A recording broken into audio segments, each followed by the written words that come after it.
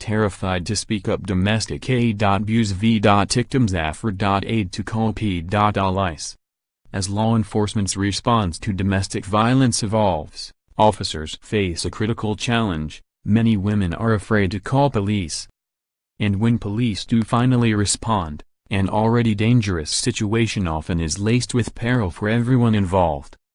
A 2015 survey by the National Domestic Violence Hotline found that a quarter of women who had called police to report domestic violence or sexual assault would not call again in the future.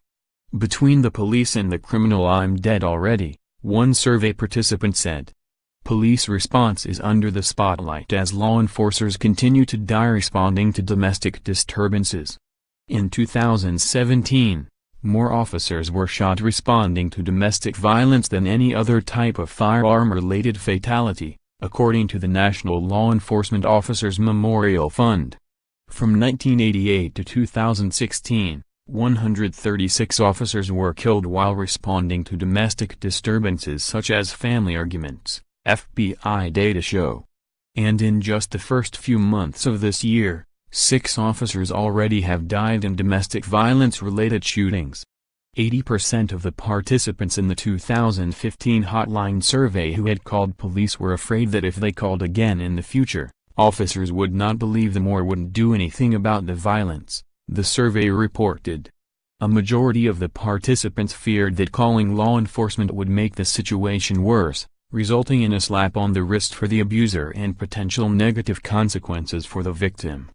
More officers killed in Westerville were responding to a tactical nightmare. More advocates see opening for tougher gun control laws for those guilty of domestic violence. I do think that many people measure a survivor's credibility by whether or not she called the police, says Julie Goldside, professor of law at CUNY Law School in New York.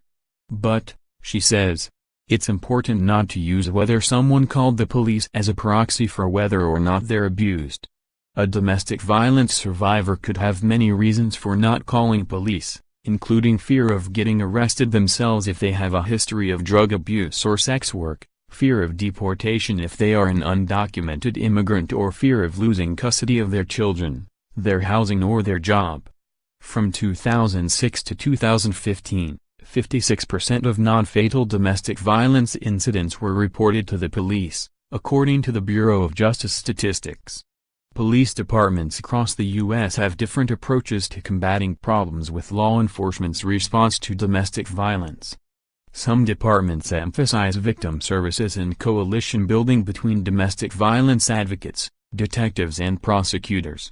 In Indianapolis, Deputy Police Chief Valerie Cunningham says the city's facility that houses all these services in one location, including a nearby shelter, makes navigating the legal process and potential separation from the abuser more comfortable for victims. Is it successful all the time? No. Is it a step forward rather than just having a police report filed, an arrest made and no follow-up? Absolutely, she says. Natalie Schreier is a reporter at the Fuller Project for International Reporting.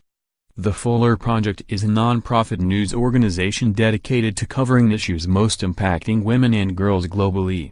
It is funded through grants and private donations.